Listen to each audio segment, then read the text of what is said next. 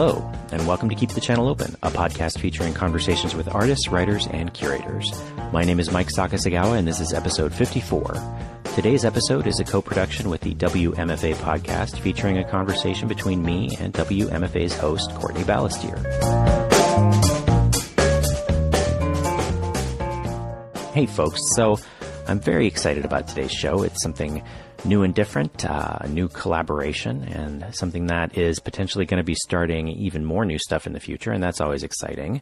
More on that in a minute. I guess one thing that I'm thinking about right now is, well, there's an interesting contrast in doing something new right now, just because, you know, it being the holidays, and this is a time of year that's always sort of steeped in tradition. Not for everybody, I guess, but for a lot of us, and certainly for me. We went and got our Christmas tree this past weekend, which is something that the kids look forward to a lot every year, and we had a lot of fun decorating it. And I, of course, have a lot of fond memories of doing that as a kid, as does my wife. And there's something really comforting about that sense of continuity. But then, you know, there's something about traditions that is a little bit illusory, too, a way that they're not quite a real thing. I guess what I mean is there are things that my kids have grown up doing that my wife and I just sort of made up. You know, we just started them ourselves, whether we were tweaking something from our own families, or maybe blending two ideas together, or maybe just making something entirely new. But to the kids, these are the way things have always been.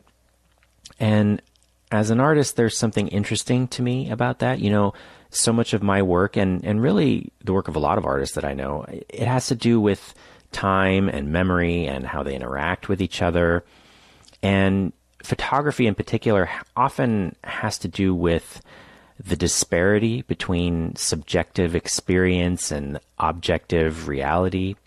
And there's something about this thing, about how something can be new and old at the same time, and about how maybe some of the things that I think of as foundational and continuous, that form some part of the way that I think about myself and my place in the world, you know, maybe it's newer than I think.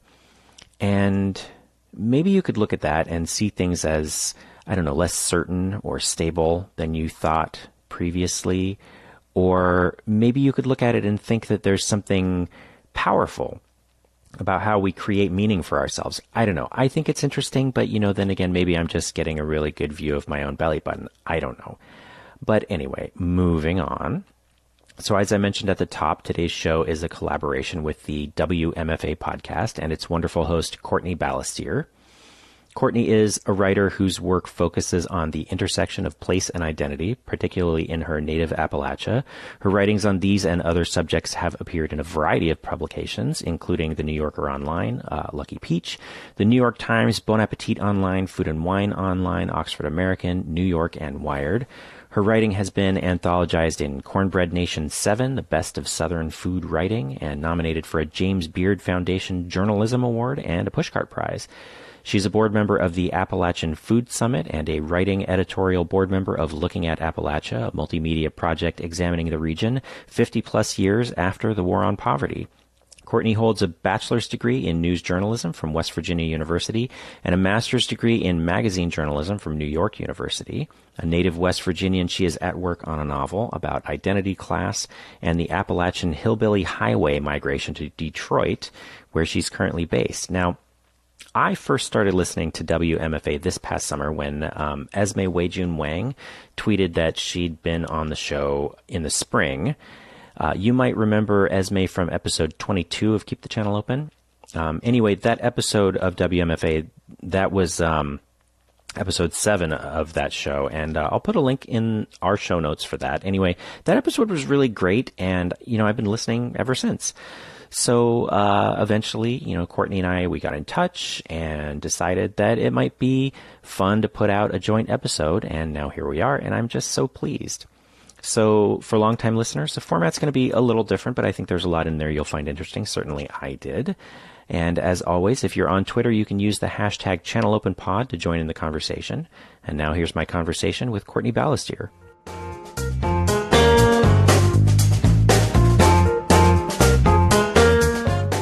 I don't know why I'm a little flustered right now, but I'm feeling a little like out of my comfort zone. Yeah, it's definitely. It's funny too because I've been over the past few months trying to pick the like kind of level of preparation for an interview that I feel most comfortable with. Mm-hmm. So like when I was doing straight journalism, I would have like reams of questions and I think that when, I think both of our shows, we try to be more conversational than an interview and an interviewer and an interviewee. And I think that doing that kind of kills the mood a little bit. I think you're just sort of like making sure your list is being taken care of, So I've been trying to back away from that a bit, but then it feels very dangerous to me to come in like, so I just have some themes, and it's like, oh shit, well I don't know. What if it all goes wrong? So yeah. So I'm kind of trying to, I think the sweet spot I'm hitting toward is like, I'll kind of make a little quick list of like areas I want to talk about. And then if I do have like key questions that I don't want to forget, to ask, then I'll write those down. But I've liked kind of relaxing into the conversation a little bit more and being less like, feeling like, oh my God, okay, where am I on my piece of paper? And have we covered this thing? And now I have this question, but we've already left that area. And how do I go back to it? It just kind of makes everything easier. Yeah. It's funny, I always sort of started with the idea of being,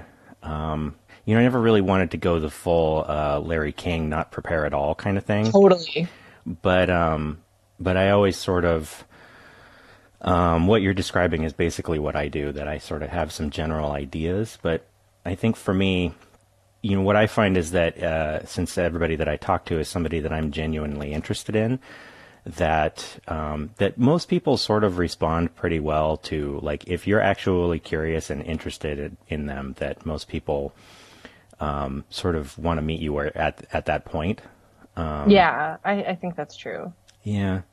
I think the thing for for this particular conversation is just that since I sort of have settled into a routine where I kind of know what my role in the conversation is going to be, sort of get things rolling and then, follow any thread as far as it goes. But then eventually it'll peter out and I know that I'm going to be the one to sort of help things along a little bit. But right. It's sort of a different feeling when you're on the other side of the table, I guess. Yeah. Have you ever... it's like we're dancing and nobody knows who's leading. Yeah, yeah, exactly. Have you ever been a guest on someone else's podcast before? I was once.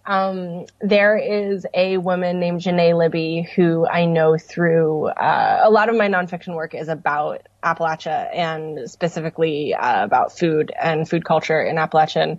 And so she and I are both a part of an organization called the Appalachian Food Summit. And Janae has a podcast called Edacious, I believe. And she's based out of Charlottesville. So she often is talking to local or regional food producers and food professionals in her area. But she recorded a couple interviews at this Appalachian Food Summit conference that we had. And so I talked to her and it's very nerve wracking. I spent like weeks afterward, like being afraid that I had like said this one thing that was going to come off weird. And like, then I listened to it and I made my husband listen to it and like watched his face intently as he was listening to it. And he was like, this is not a thing, but he's kind of used to me overreacting about anxieties like that. So yeah, it's sort of funny. I know for myself, when I told people in my family that I was doing a podcast, and especially like an interview-ish podcast, a lot of them were very surprised because, in my personal life, I'm often very reserved and quiet. And so something that would involve me talking a lot didn't really seem natural. It's something that I've been sort of surprised that that it has come as easily as it has. Like I mean, I know the first like I don't know, maybe a couple, 3 months, I was very nervous at it. Mm-hmm. And I think if you go back and listen to some of the older episodes of Keep the Channel Open, that it shows. Oh, I'm sure that's true for me too. Yeah, absolutely. Yeah. But I mean, Do you find that it makes a difference though, like that you're talking about something, things that you're passionate about? I think kind of even, because I would describe that, I always describe myself as like an extroverted introvert, but I do think my kind of natural state is to just sort of like be left alone with my books. But then when I'm talking about books, I'm talking about writing, I can get really animated about that. Yeah, I think it's sort of finding the sweet spot for me because I remember I was reading this article about introverts a couple years ago, and it was talking about how there's sort of a misconception that introverts just generally don't like to talk at all, Right. but that rather it's often that introverts have this real dread of small talk and forced conversation. Yeah. But that if it's something where you can, where it's something that you actually really care about and you're passionate about, and you can have sort of a more detailed and deep conversation, that is the kind of thing where we can actually find a lot of charge in that and sort of gain energy rather than spend it. Yeah. And I definitely find that's the case. Yeah, same. And I'm definitely always too that like at parties, like I kind of always end up just having like really intense conversations with one person in a corner, like that really rings true for me. And have you read this book Quiet by Susan Cain? No. It's really interesting. I read it just within the last couple months, but I think it's a couple years old now. But so it kind of has a little bit of a like pop psychology spin in that I think the subtitle is like the power of introverts in a world that can't stop talking or something like that, but it is a really fascinating reading experience to just sort of see yourself described in ways that like you couldn't actually pinpoint, like, or maybe I couldn't, at least, I couldn't have like articulated these qualities about myself, but I read them and then I was like, oh my God, yeah, that's so accurate. Yeah. I think in some ways that sort of feeling of seeing yourself in either in written word or some aspect of yourself in visual arts or whatever is sort of what I'm always looking for, as an audience member. And in my personal work as well, it's something that I'm always sort of hoping that I can provide for my audience, such as it is, I'm always on about this on the show that, art is a communicative medium. And, I don't know, there's this way that it can, that we're all always locked in our heads all the time and we never really know what anybody else is thinking. And so when you can have that little moment of recognition, that it makes you feel a little bit less alone. And I guess that feeling is sort of my heroine, Right. Yeah. Yeah, absolutely. Yeah. Especially like if you, like you said, when you're in your head so much and just thinking like, well, is this particular way in which I feel like a crazy person, unique to me? And then whenever that kind of boundary opens up a little bit, you're like, oh, good. Okay. Yeah.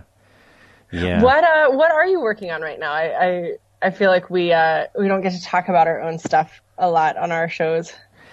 Yeah. So it's funny. I'm sort of in between projects at the moment. I had intended to take 2017 as sort of a break from photography and concentrate on writing this year. I had a goal of having 4 pieces published in paying markets.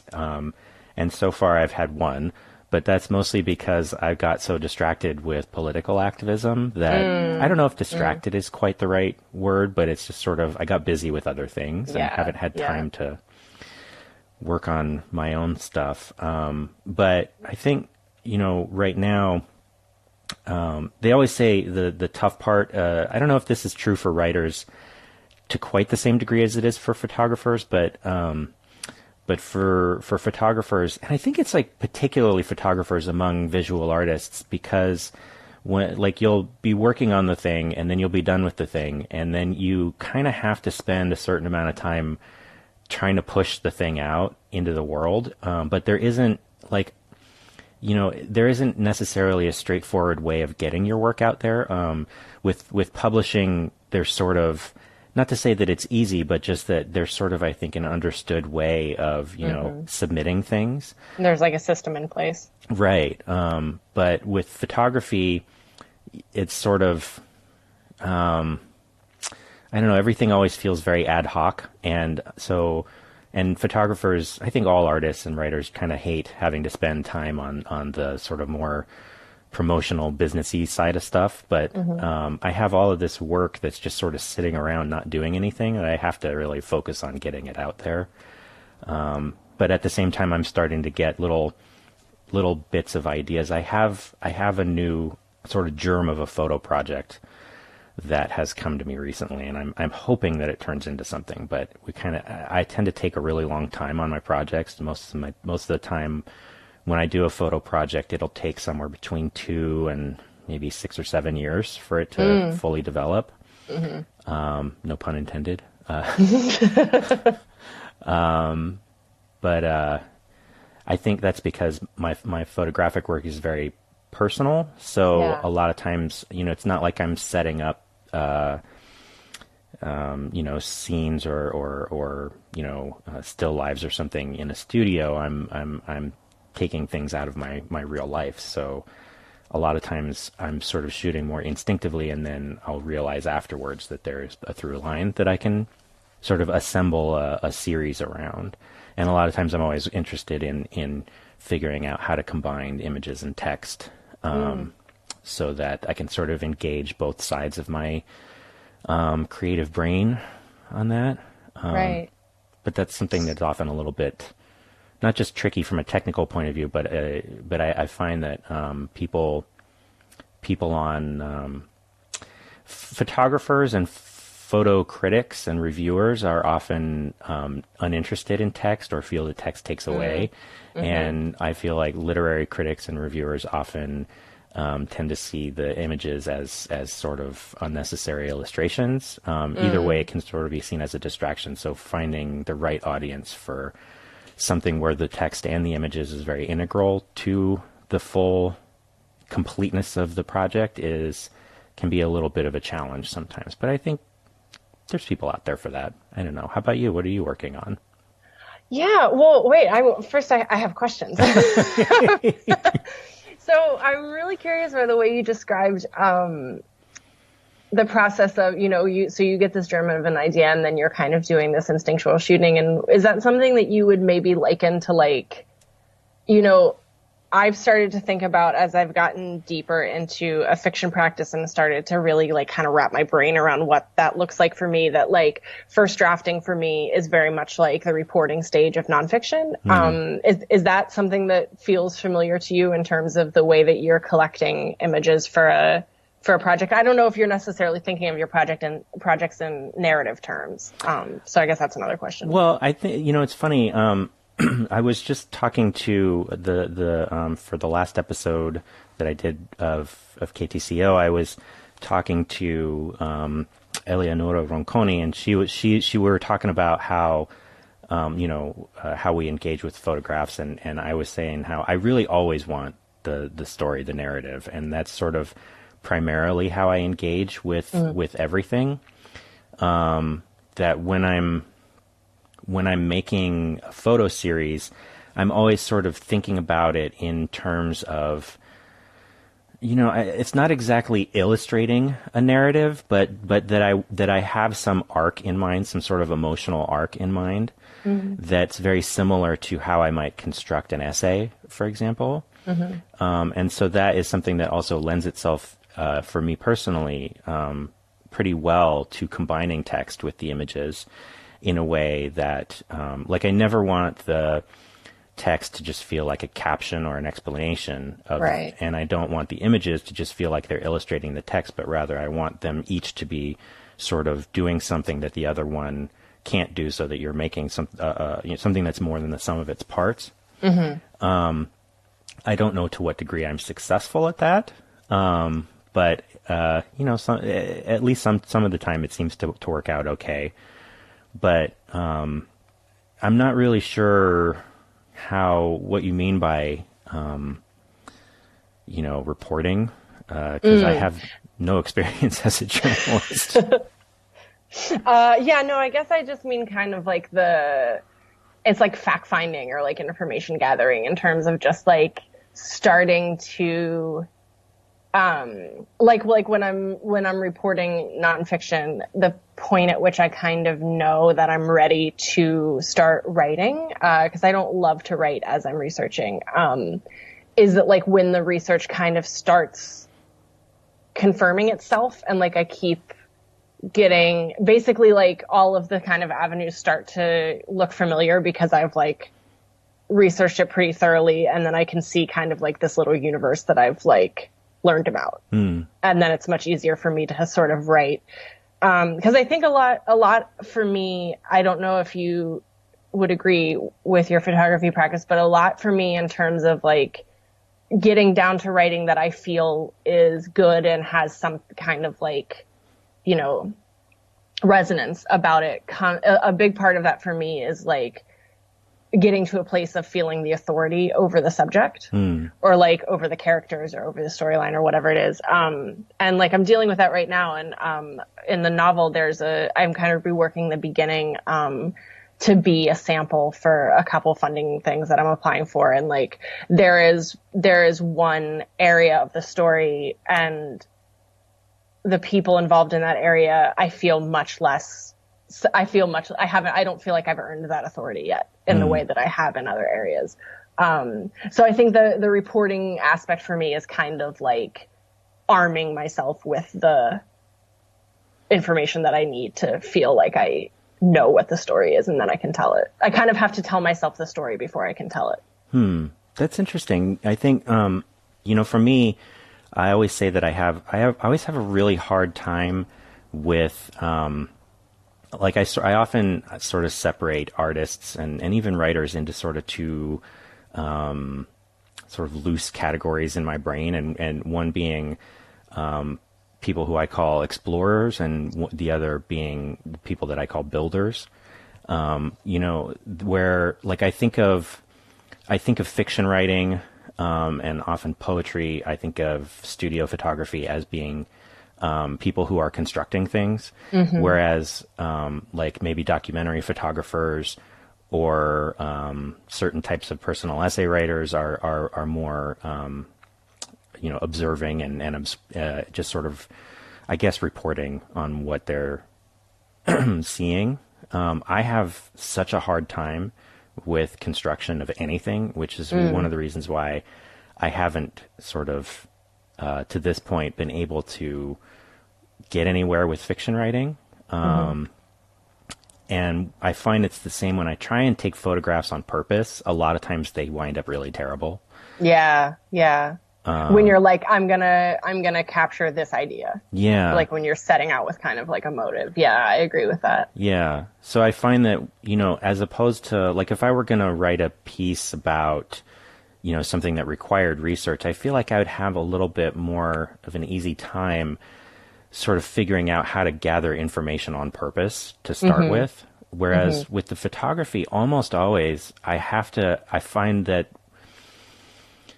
I almost have to be taking pictures without having an agenda, and that what I'll realize maybe 2 or 3 years in, that I have amassed a body of work that has a sort of a common theme, that I realize I've been taking pictures of all the same stuff over and over again for a year or two. And then the trick is figuring out, like, if it's not done yet, then how do I keep myself in a position where I can keep taking that kind of picture, but not do it on purpose, not force it.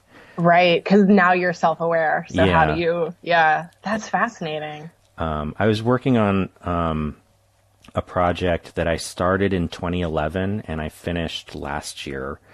And it's called It Forgets You. And it's about my hometown, but it's not really about that. I mean, all of my projects are never really about the subjects of the photographs. They're always about me. And what is your hometown? Carmel Valley, California. Okay. Yeah. It's sort of near Monterey, outside Carmel. It's a very beautiful area. in 2011, I went back there for the first time in 7 years. One of the things about Carmel Valley is that it's not on the way to anything. There's only one road that goes through it, and it doesn't really go. It's a very out of the way road. You have to get there on purpose because it doesn't really connect anything to anything else. It does, but it's like the least convenient way to get from one endpoint to the other. Okay. And even though I have family that lives in Monterey County still, very nearby to Carmel Valley, I don't have anybody that lives in that town anymore because my brother moved to the coast. All of my friends moved away. And my parents, my mom and my stepdad moved to Virginia in I think in 2004. So I hadn't been back to my town in 7 years. And I just went there on a lark one day because I was up there visiting my wife's family. And her parents live in Big Sur. And so I just took a day and just decided to go out there. And I was just really hit by all of this, all of these really strong emotions by noticing how things were very the same, but also little details were really different. And I was just all up in my feelings. Yeah. I like that. Yeah. And I just always have a camera with me, almost always. So I just started sort of reflexively taking pictures, and I found myself visiting all of these places that were sort of personally important to me, but that might be hard for people to identify, even if you live in that town, why they might be important. They were just important to me. And I found that I was going back there maybe once a year and taking all of these pictures, and then I realized what I was trying to sort of grapple with was that feeling of not being able to go home. And so then I don't know, I found I was able to assemble something out of all of those pictures that I was taking over the years that sort of spoke to that, and then combining it with text, and it eventually was realized as a handmade book. And I think it works. People seem to like it. I haven't been able to sort of get it out. There's one problem with artist books is that since you only make one or maybe two, you can't, it's a little harder than with photographs to sort of get them out there to a wide audience, even compared to paintings where you have sort of a gallery setting where people can come through. This thing that you have that people want to, you really want people to handle it, but if hundreds of people handle it, it'll fall apart. So right. I don't know. I'm never quite sure. I feel like the things that I choose to spend my time on are often things that are the least marketable possible things. Yeah, but I think it's again, you can't, you would never start a project with the intention to make a marketable project. Yeah. You just have to do what you're interested in. But I was really shocked to hear from photographer friends the process of putting together a photo book and how different it is from the way that you would pitch a book proposal, or even it seemed to me more requiring more labor of the photographer than even a fiction manuscript that you have to write the whole thing on spec before you would try to get it published. It's I remember talking to a photographer friend who I was going to write an essay for his book, and he basically had to build the book, hire a cover artist, do the whole thing, and then present it to a press. Yeah. And photography as an artistic industry is sort of always like that, a lot more than writing is. I know, having talked to a lot of poets now, that there's this huge uproar over the last few years over reading fees and sort of contest fees. And when I look at sort of, I sort of looked around to see what was sort of standard for submission fees, and I was sort of surprised because they struck me as, compared to what is sort of the standard for photography submission fees, they seemed rather low to me. But where photography, it's basically just a given that any time you want to submit to anything, it's going to cost kind of a lot of money. Yeah. And that it's sort of always like that all through photography, where you really have to front everything yourself, and then hope that you make some money back. Right. Nobody ever sort of advances you. Yeah, right. Yeah. Yeah, that's interesting. I don't have a really deep experience with submission. I think I tend to do things in like bursts. So it happens kind of infrequently enough that I'm like, whatever, $20, that doesn't seem so bad or whatever. But yeah, I think if you're trying much harder than I am to get, like short stories published or something like that, yeah, you're probably really racking up the fees. Yeah.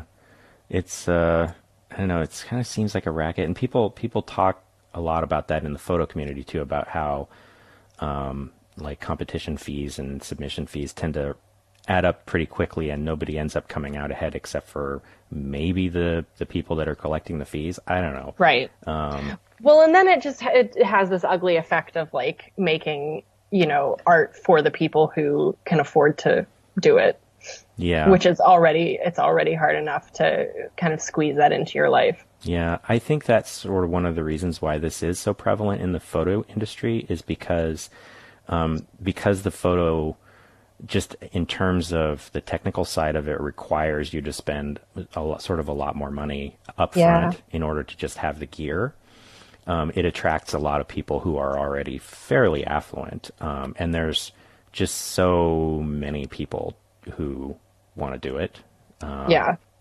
So, I mean, I guess there's a lot of people who want to be writers too, but the upfront costs are sort of a pencil and paper, Yeah, no, I think you're right. And especially like, writing is just kind of squeezing an hour in your day to, or can be as little as just, squeezing an hour of your day into like writing in a notebook. You don't need to find a shot or compose a shot. It's a lot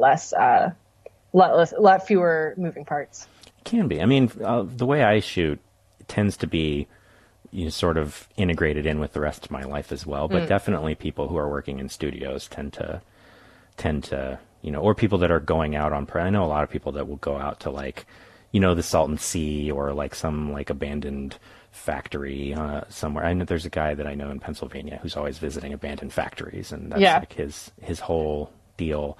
And he comes up with these really beautiful images. But that's like, I don't know, it's just not something that I can ever quite do. I don't know. I've been talking for kind of a long time at this point. Whenever I'm doing my own show by myself, I always think to myself, stop, don't say things, don't talk quite as much. I always get worried that I'm talking too much. Oh yeah, so do I. And I'm always like, whenever I'm sound editing, like 70% of my edits are like me, like cutting down the like 45-second preamble I've given to just asking the freaking question. I'm just like, for God's sake, just get to the question. No, but I think that's what makes it a conversation. We just feel self-conscious about it because we're like, oh, I've invited this person here and now I'm like taking all their time or, talking about myself. Maybe they don't care, that kind of thing. It's interesting, that we both are so interested in these ideas of home and place. And I realize the more that cause in the process of writing, of getting ready to publish an episode, writing like the kind of newsletter copy and writing the social media copy and kind of really distilling what the episode is about, I find myself using the words place and identity a lot. And I'm like, oh, clearly I am drawn to that, which I knew, I knew that was kind of my thing. Mm-hmm. But it's funny to see all the different ways that manifests in the guests that I ask to be on and the ways that they interpret those ideas and what kind of draws me to their work. What is it about that do you think that is so compelling to you? About home and place? Yeah. Well, I think for me, it's just mainly that the place that I'm from is the kind of place that sort of gets into your bones. The Monterey Peninsula is an area that basically everybody that I know who's from there, who's an artist, is kind of obsessed with the place and its history. And, Steinbeck was from there. Ansel Adams was in the Edward Weston. Both had, a long part of their lives in that area. It just sort of, Well, I mean, like when my wife and I moved to San Diego, we've lived here since '05. Mm-hmm.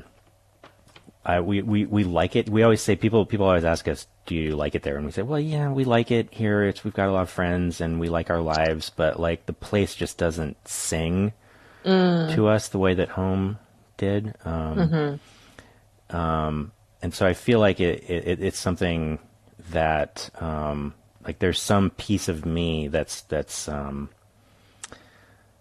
never really left that place. Right. But what about you? Like, yeah, what about you? Yeah, I think a lot of what you say resonates. Certainly, everybody, all of the writers and visual artists that I know from Appalachia are obsessed with it.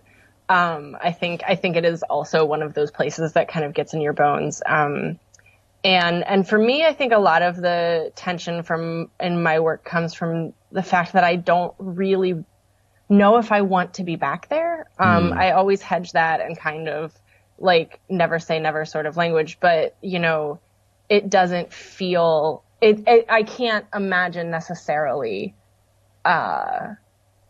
being there, and at the same time I feel so connected to it, and I think I just feel more connected to it not being there actually. And so just kind of trying to like work through that. And you know, I was just talking yesterday to my friend Elaine McMillian Sheldon, who she and her husband just made this fantastic short documentary. It's on Netflix called Heroine, and it follows 3 women in Huntington, West Virginia, who are battling the opioid crisis. One is a minister, kind of outreach woman who drives around at night and like, you know, gives out food to people, and another is the fire chief, and then another is a judge. And I was telling her, like, I just like low key cried the entire time. Like it's like 35 minutes and I was just like never not crying, you know, but in that really passive way of just like the muscles of your face aren't even really moving, but like tears are just coming down. And it was really resonant to me in this sense of just like, this is my place and my place is hurting, you know, but like, I don't feel the need to like go back and like, to, you know, the ways in which I can feel that, and then the ways I choose to act on it. Like, I'm curious about the tension between those two. I'm trying not to be curious about it in a judgmental way. Because I do sometimes think like, okay, and what are you doing? Like, what are you doing about it? You know? Although I do think, you know, the novel, I think one reason that I've kind of been able to feel more, because I mean, frankly, like going in that direction has been kind of horrifying for me. But one thing that's started to make it feel a little bit more natural is to just see the ways in which it allows all of these things that I do have to say about the place to come out in ways that, you know, for me, for whatever reason, in my nonfiction, that just wasn't happening, or wasn't happening as fully. Yeah. So I think it's that kind of, that idea of a sort of like connection from afar, and like what that means and how that even happens. It seems like it seems like it shouldn't be true, you know? One of the things that really struck me when I would, you know, cause I've mostly of yours read your nonfiction, pieces, whether they were sort of more editorial or more, you know, reporting type pieces. But you do write a lot about Appalachia, and you know, thinking about the way that you write about you know, what I've read of yours that's about Appalachia, and thinking about the photographers that I know who are working in that region, like Roger May, for example, or Aaron Blum, who I know is also a friend of yours, that I get this sense that there's this sort of powerful urge for a lot of Appalachian people to sort of want to explain the region to other people, that it seems like it's a very misunderstood and obviously very stereotyped area.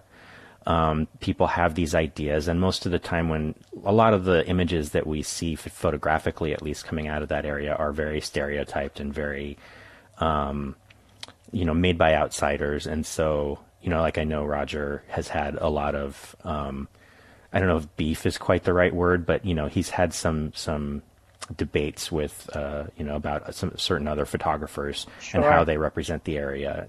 Yeah. But it seems to me that also has like a sort of a bearing on like this feeling of being marginalized in that way. It seems like has a big impact on anyone who feels marginalized. It has a big impact on how they construct their identity. That always seems like a real through line for a lot of the work of yours that I've seen. Yeah, I think that's true. And I think just similar to the point that you made earlier about kind of seeing yourself in other art and art you haven't made. I think, I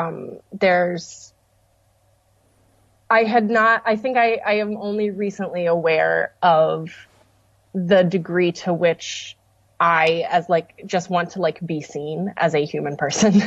And I think that for a long time, journalism was kind of the opposite of that, right? Like I'm sort of hiding in that genre. That's all that puts the focus on other people. And then I think kind of coming back to that the authority idea for me, it's sort of saying like, okay, well, I have things I want to say and I want to say them. And I think that I have something worth telling you. For me has taken a long time to think that's okay. I don't know. I'm sure there are all sorts of reasons, why that might be, but I think that's totally true. I think that there's a lot, and I think Aaron's work does this tremendously. There's just this idea of okay, yeah, that stuff exists, but also, Aaron grew up, and I think he grew up in a family of doctors and a pretty affluent town. He's just this was not my experience. I'm not invalidating that experience. I'm just trying to complicate it a little bit. I joked, on the episode I did with Celeste Ng that we were talking about this idea of the need for kind of multiple narratives for marginalized people to have not just kind of one defining narrative. And I said that I've been joking that I want to make a t-shirt that says, ask me about hillbilly elegy. Cause I'm just so tired of when you said of that. having to be okay, but also, Yeah. Oh man, I think over Thanksgiving somebody was talking about that book, and people are always talking about. I had to stop myself from interrupting strangers in a bookstore. I was in New York last week, and or a couple weeks ago visiting friends, and I was at my friend's neighborhood bookstore, and I overheard these two women talking about it, and I was like, I should be quiet, right? And she was like, yeah, you should absolutely be quiet. Oh. I think one of the things about that, the thing that you said, wanting to be seen as a human being is such a powerful thing. And especially when it's not something that you have a lot of experience with that, whether for me, it's not seeing Asians represented in popular media very often. And I'm sure that it's a very similar experience for Appalachia, not seeing, if all you ever see is stereotypes, then finding someone who can do it sensitively has got to be a very powerful thing. And I always find the more I see other people doing things that I feel like represent my experience well, the more I want to and feel empowered to tell my own story. Absolutely. To kind of add to that conversation. Yeah. Yeah. And oh, sorry, go ahead. No. I was just going to say that I was really, that it was really striking listening to your conversation with Celeste, your reaction to everything I never told you. And it made me think about, coming to it from that perspective. Cause, I, of course, was just reading it as a white woman and what do I know about it? And to kind of give it that added layer of meaning. I thought was very powerful. Oh God, that book hit me so much. Just love it to bits. And I love Celeste. She's so great. I had a really great time talking to her. Yeah. I mean, and the other thing that you were saying just now about sort of not feeling, allowed maybe to tell your own story. I think that there's this really powerful way that, if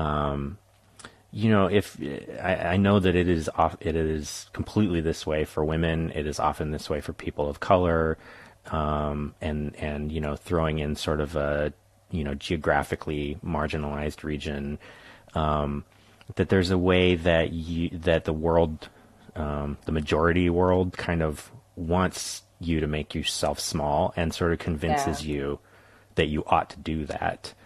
For me, it's always a struggle. I never feel like anybody, like I have any right to say anything, but somehow, I don't know. I always feel that way, but somehow I always end up saying things anyway. I don't really, and then feeling bad about it. Yeah, right. Yeah. No, I know exactly what you mean. Do you feel like, what about, your experience do you kind of feel are you most interested in kind of speaking up about and complicating and feeling like, you see in a very limited way, see presented in a very limited way otherwise? Well, what's interesting for me is that, I think, this is kind of a complicated thing. I like that it sounded like you said that through like gritted teeth. Yeah.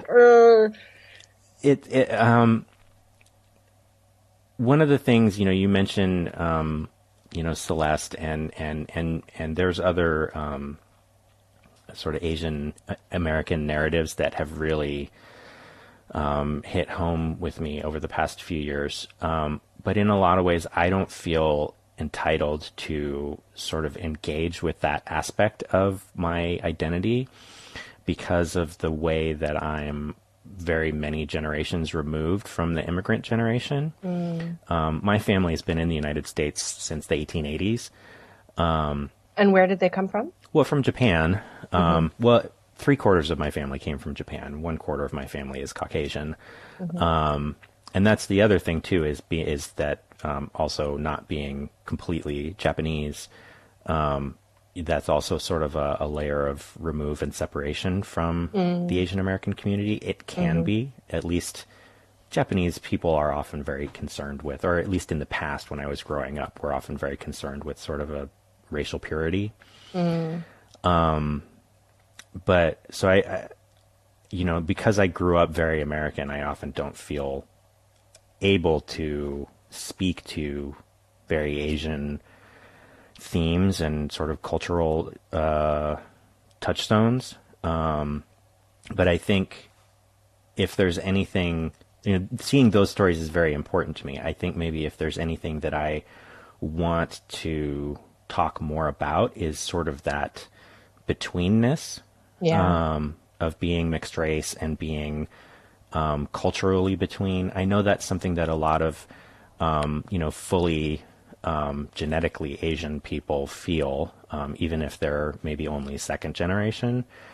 But I think there might be something a little specific to the mixed race or, many generational diasporic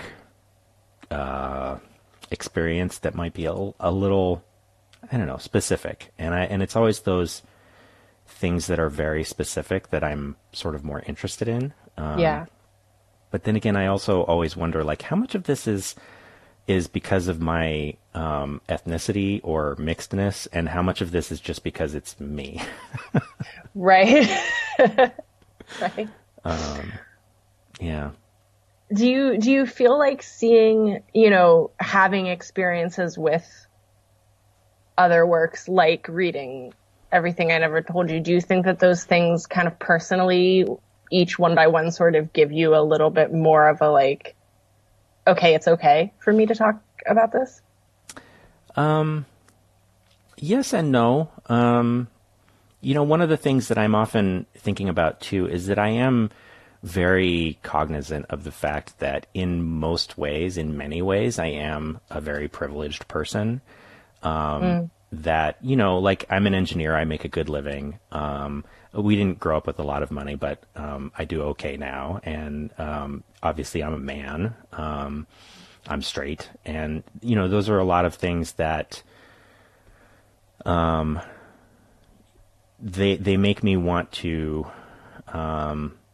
make me aware of the ways in which I benefit from that. And I feel a certain responsibility to spend less time telling my own story and trying more to find other people who I can try and find ways to spread their message a little more, which is something that the show offers me an opportunity to do. I feel is something that's important to me. But yeah, I don't know. What about you?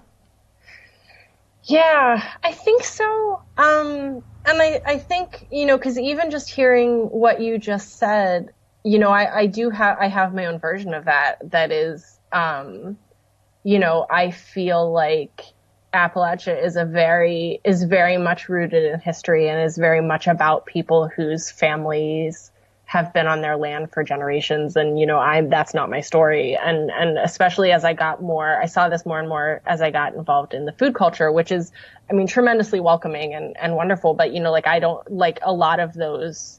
I just don't have the same vernacular. I just didn't grow up with the same things that I'm now a part of celebrating and preserving. And I love them in a sense, but not in the same sense. So I think that, I hear that stuff and just think like, okay, a lot of people are struggling with this same sense of like self-permission. And it's kind of similar to the message that I keep getting. I've been thinking a lot about like why I started the podcast, which is something that I would love to hear you talk about too. But I think for a long time I didn't know. And I think for a long time I thought it was, I'm in Detroit now and I don't feel like I have as strong of a writer community around me as I did, we moved here from New York as I did in New York. And I think part of that's true, but I think also I had started doing this really scary to me thing. I had started working on this novel. It was unlike any of the writing that I had done or trained myself, been trained to do. And I was just like, how do I do this? Maybe I'll just start calling people and asking them how they did it. And I think that really like it has kind of become that for me of just sort of hearing people's situations and thinking like just constantly being confronted with the things we're all trying to fight and tamp down, that we can, shut up enough so that we can get on with our work. Yeah. Yeah, I hear that. For me, I started the show, so a lot of the guests that I have on the show are people that I either found out about or met at the Medium Festival of Photography, which is, it's an annual photography festival that happens here in San Diego. It was just in October, and it's like my favorite thing that happens in San Diego. And I was really lucky to be able to start going to it the first year, and I've been every year but one. And I've gotten to be friends with the director of the festival, who I even got to talk to on the show. He's an excellent, amazing photographer named Scott B. Davis. But what I would find is that I'd have these conversations because the way the festival works is it's a 4-day festival. The first 2 days are portfolio reviews, and the second 2 days are artist lectures. And there's this thing that happens when you've got like 60 or so photographers all carrying their portfolio boxes and, waiting for their next session in the lobby of this hotel. And you just sort of wind up sitting around, you meet people, you end up going to lunch with them, and you have these conversations that are just like the best conversations you get to have all year, or at least for me, because I only go to the one festival, unlike some people, they go 4 or 5 festivals a year. I can't afford to do that. But, these conversations would be just like these amazing conversations about art that I never get to have any other time during the year. Right. Because up until fairly recently, I didn't know that many artists in San Diego, so I didn't really get to connect with anybody that way. But I think, so like, on the one hand, this thing that you were saying about, wanting to have a community, and doing that through the show, I think that was a big part of it to start with. But I feel like as I've gone on, it's sort of developed into 2 other things, which one would be, which I sort of mentioned before, that there's this idea that I have of wanting to help other people and wanting to get other people's work and message out, even I can't say that my show is like a top 10 show where like I'm necessarily going to be making anybody's career, but any little thing I can do to help is something that I feel is very important. But then also, what I realized too is that, just like I was saying before, that how I'm always talking about that point of connection, that point of recognition, and feeling a little less alone, that in talking to these other artists, I get something like that for myself. Right. That I'm seeing is just like what you were saying about how you get to see other people going through this very same kind of things that you're going through. Even people who, I might have been intimidated to talk to. Sure. Yeah. And that has been very, sort of revelatory and gratifying for me as just a participant in the conversation. But then also I feel like if I'm able to provide that to the listener as well, who I have to assume that most of the people that are listening to my show are artists or at least artist adjacent. Right. So being able to get that to them and maybe provide that experience for them is also something that I sort of care about. Yeah, absolutely. This is kind of a nuts and bolts podcasting question, but have you done much like research into your audience? Have you done like surveys or anything like that? No, I have not. I'm almost a little scared to do it.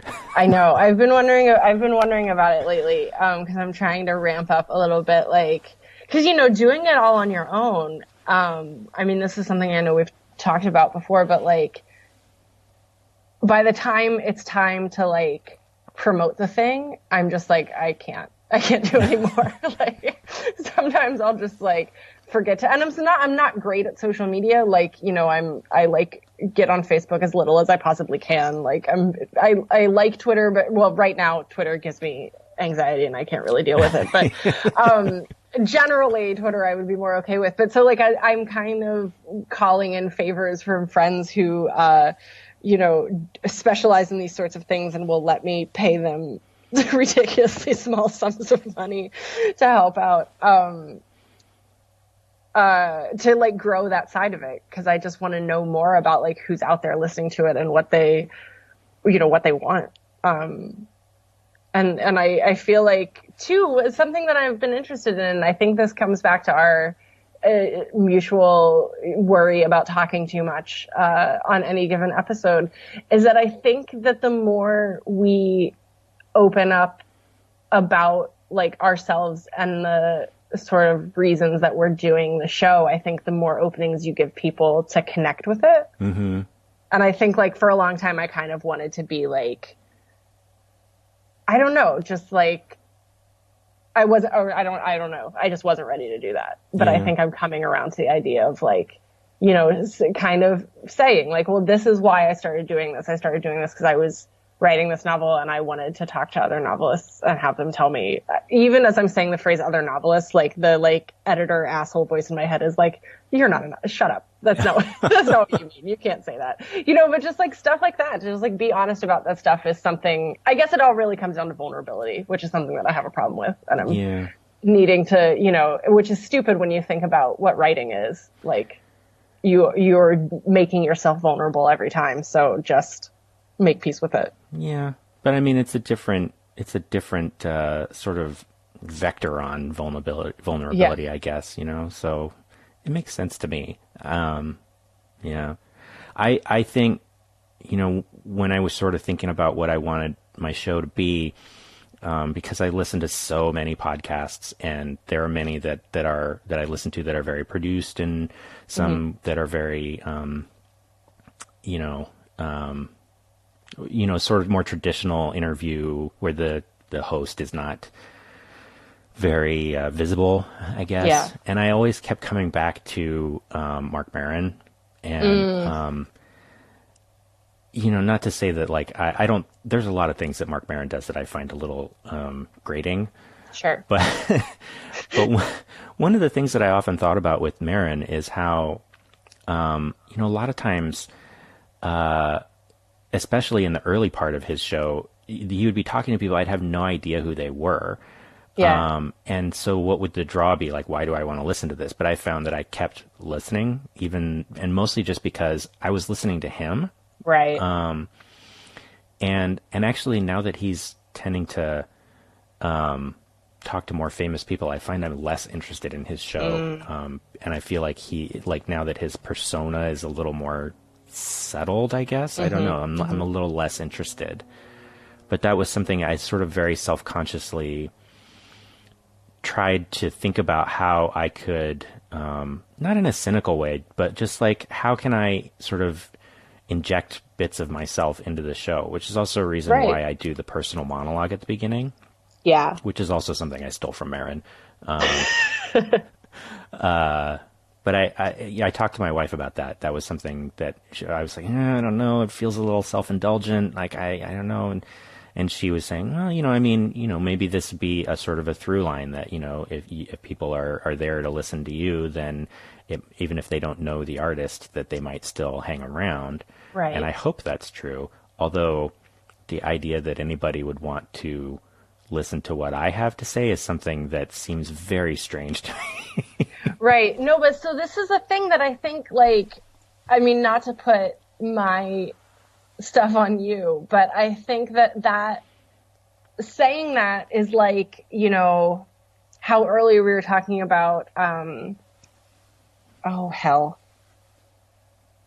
I don't think this is exactly what we were saying, but in my mind, what I was likening it to was this conversation I had with a friend where, someone had asked me if I was risk averse, and I said that I thought I was highly risk averse, and my friend was like, no, you're not, you take risks all the time. And it kind of, made me reevaluate and think I actually do.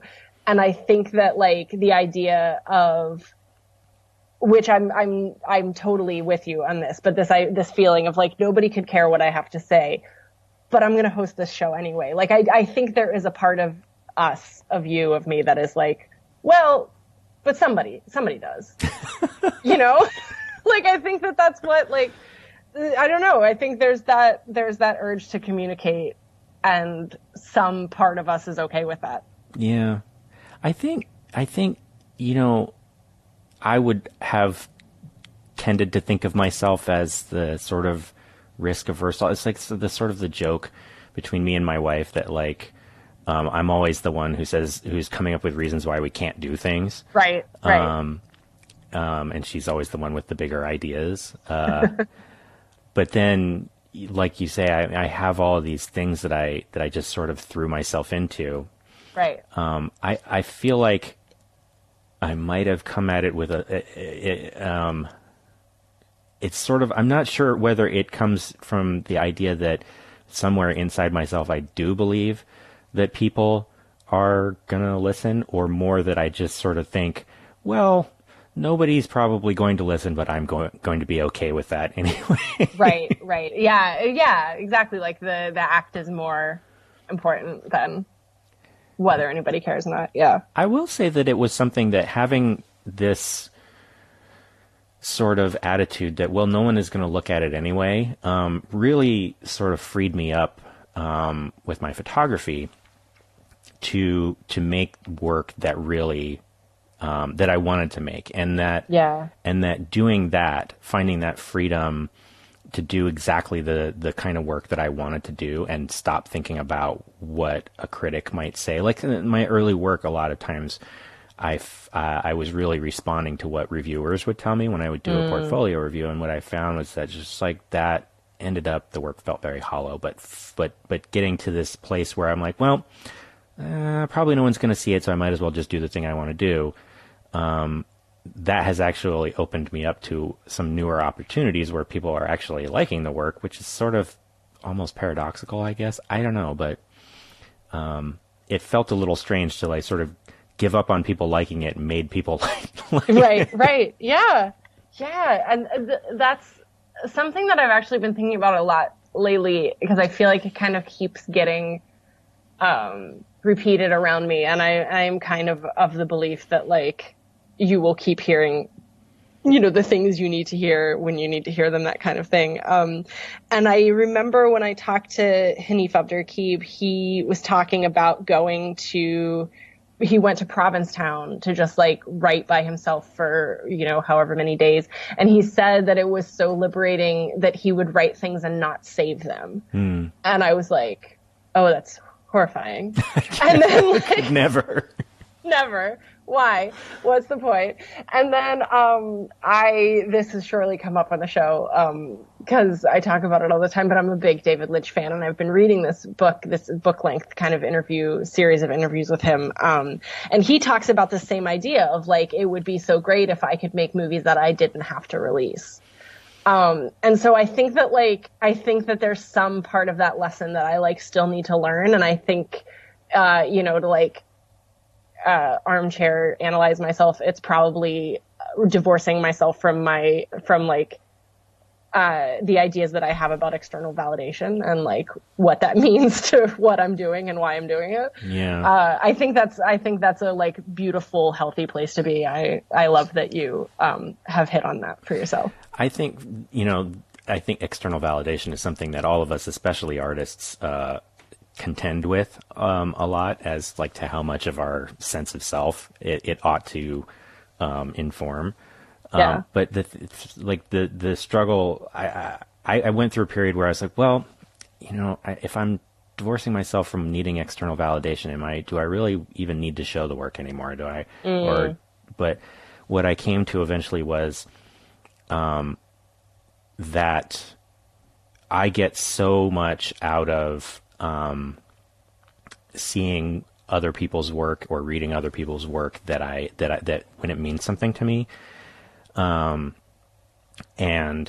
maybe if I admitted that my work had some value, that I could admit that my work might be able to give that experience to somebody else. Yes. Which seems like a very arrogant thing to say, but I understand that. Yeah. Every once in a while I actually have had somebody sort of breathlessly, admire something I did, which like I never quite know how to react, but it's always, those are the things that sound, well, maybe I should keep showing the work. I don't know. I keep going back and forth on it, but hopefully it's doing something good for the world. Yeah. Yeah.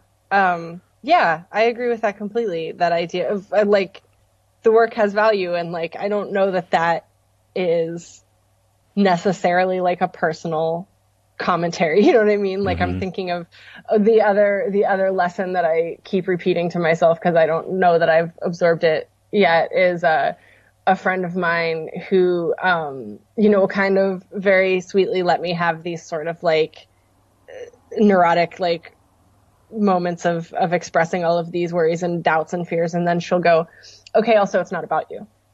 Like she treats the work like the work is a very, is its own thing, and you are playing that part in it, but it is not a reflection of you, and thinking of it that way, or obviously in some sense it is, but like you thinking of it that way is damaging to it. Yeah, that's very wise. Yeah, it is. It's obnoxiously wise.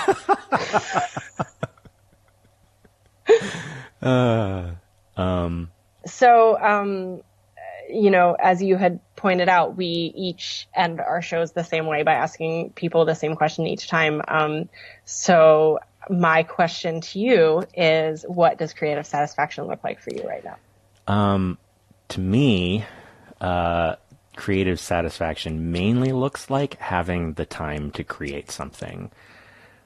That right now I find myself always just moving from one thing to the next, whether I have some, I might be meeting my congressman one day to like, put pressure on him to do the right thing, or I might, be at work, or I might be with my family, or all of those things are important, but I never quite feel like I have enough time to both make stuff still and sleep and take care of my health.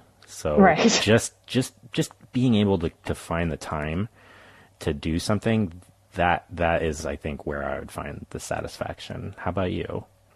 Yeah, I think, I've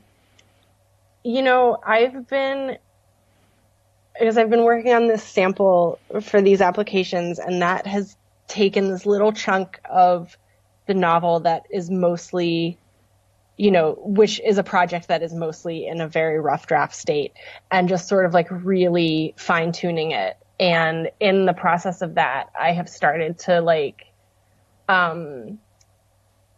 really understand what the story is. And the kind of energy that's brought to the process for me, just kind of feeling like I know where I am, has been really incredible. So I think, a theme that I've touched on in a few different ways throughout our conversation, like that idea of, letting yourself off the hook a little bit and just sort of like recognizing what because there are moments when I'm writing that I'm just like, this is so fucking cool. Like this is so much fun. I can't believe that I'm like doing this. And I think the more I hold on to that and the less I get out of my own head, I think that's a good place to start for me. That sounds amazing. I wish I could have some experience Don't like that we all? too. I'll figure it out and I'll bottle it for us all. Yeah. Well, so the last question that I always ask is whether there's a piece of art or literature or general creativity that you've experienced recently that meant something to you. Yes. So I just finished, literally just before we talked, because I wanted to be able to finish so that I could talk about it, this book Pond by Claire Louise Bennett. Have you heard of this? I have heard of it. I think Celeste actually mentioned it to me once. Okay. But not on the episode, but yeah. So I had seen it on on tables in bookstores a couple times because it's got this really gorgeous cover, which is a detail of some beautiful piece of art, and it is I don't really know, like, if you would call it a novel or a linked story collection or novel and stories or whatever the actual, like, term for it would be. But it's basically a series of short vignettes about this woman who lives in this cottage, kind of like, I think it maybe like the western coast of Ireland is where at some point you figure out she is. And it's just such a fascinating, like, it's so psychologically astute, and it makes such great material out of tiny, tiny everyday things by kind of making them more or less the scope of this woman's experience. And it was really fascinating to me as a reader too, just like the, because everything sort of shows you like how it wants to be engaged with, I think. And like it was challenging, not necessarily in a degree of difficulty way, which is not to say that it's like frivolous or anything like that, but it's challenging in the sense of like, you get the sense that like she's very forthcoming about some things and not at all forthcoming about other things, and kind of learning how to engage with that person who I at first like wasn't really crazy about. And then I found myself, I put the book down and then just kind of found myself thinking about it in a just sort of like abstracted, moody way of just like, I want to go back to this place. And I think it's a really cool thing that she's done to make that stick. Do you find as a writer that when you read something, that you like ever want to sort of take it apart and sort of see how it ticks, or that I don't know. Oh yeah, for sure. Yeah. I should probably actually act on that more than I do, but yeah, no, I do have that like kind of like, how can, like, what's the stitching in here? How can I see how this happened? Yeah. How about you? So the thing that I, have been reading recently that has been really grabbing me are I've been going back and reading as much of the bibliography of Amal El Motar, I think that's how you say her name, as I can find. She's as far as I know, she doesn't have any novels yet, but she's written a bunch of short stories. She's a speculative fiction writer. And I just find like the word that I always want to use for her stories is lovely. They're just lovely. And, I feel a little weird about describing them as lovely because they're not necessarily easy.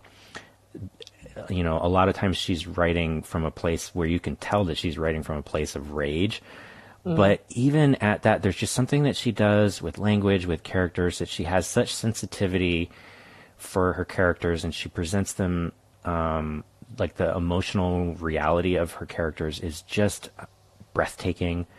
And I often include them. I do a little roundup every Friday of stuff that mattered to me that week. And her stories often find their way into there. And every time I put one of her stories in, those are the ones that get the comments from other people. They're like, "Oh, that was amazing." And I agree. Wow. I'm going to check her out. That sounds wonderful. Yeah. Yeah. If you're into, speculative fiction, mostly she writes fantasy or fantastic stories, sometimes second world fantasies, sometimes fantastic takes on our world, but they're just lovely stories. So yeah, highly recommend.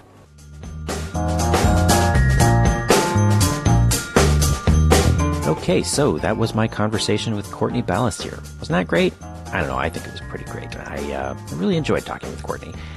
If you'd like to check out more of WMFA, which I highly recommend, you can find a full archive at WMFApodcast.com. You can also subscribe on Apple Podcasts or your favorite podcast app. And you can also find more of Courtney's writing at CourtneyBalestier.com, and I've put links to all of that in the show notes. And that is our show. As always, I welcome all of your questions and comments. You can get me by email at podcast@keepthechanneleopen.com. You can also follow me in the show on Twitter at ChannelOpenPod or on Facebook at facebook.com/keepthechanneleopen.